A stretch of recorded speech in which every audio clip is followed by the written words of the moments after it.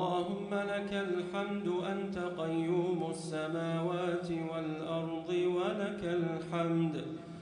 أنت ملك السماوات والأرض وما بينهما ولك الحمد أنت الحق ووعدك حق ولقاؤك حق والنبيون حق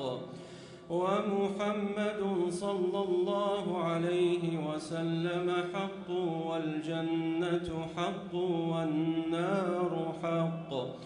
اللهم اقسم لنا من خشيتك ما تحول به بيننا وبين معاصينا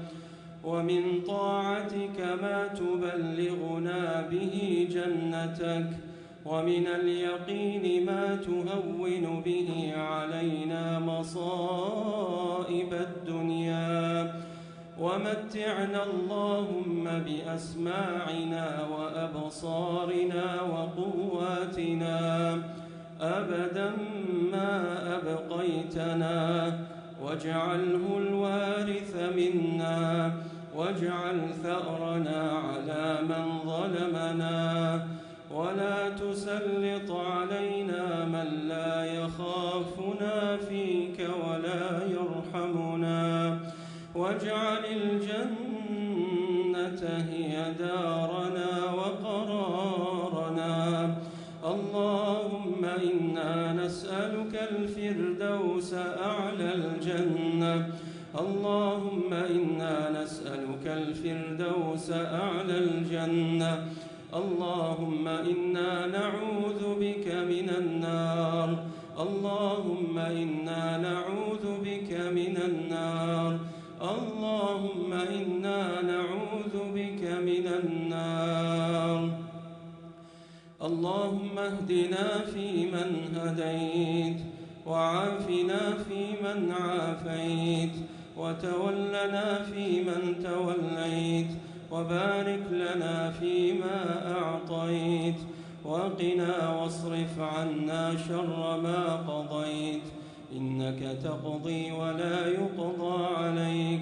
إنه لا يذل من واليت ولا يعز من عاديت تباركت ربنا وتعاليت فلك الحمد على ما قضيت